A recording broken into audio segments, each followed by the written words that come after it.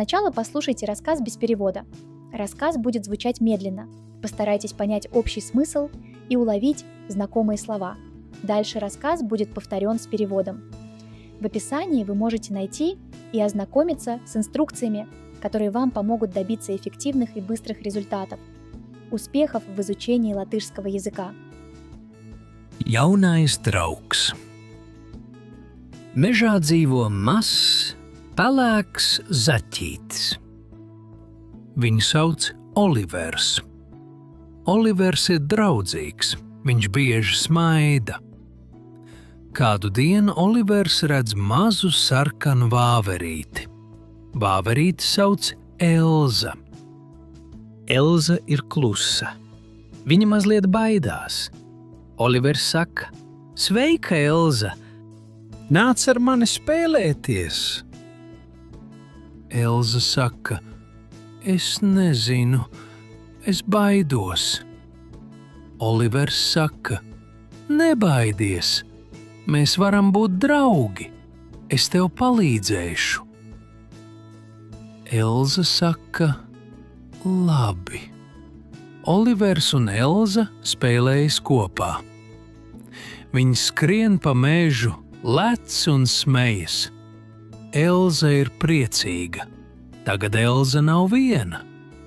Viņai ir draugs Olivers. Olivers un Elza ir labi draugi. Viņi bieži spēlējas kopā un palīdz viens otram.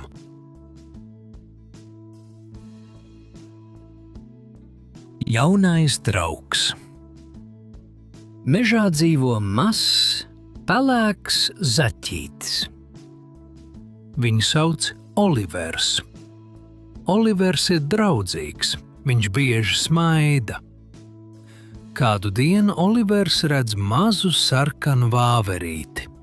Vāverīti sauc Elza. Elza ir klusa. Viņa mazliet baidās. Olivers saka: "Sveika, Elza!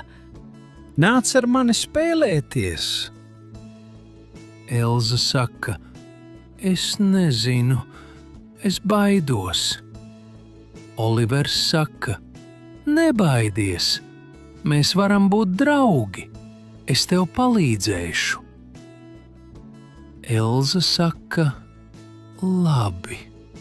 Olivers un Elza spēlējas kopā. Viņi skrien pa mežu, lec un smejas. Elza ir priecīga.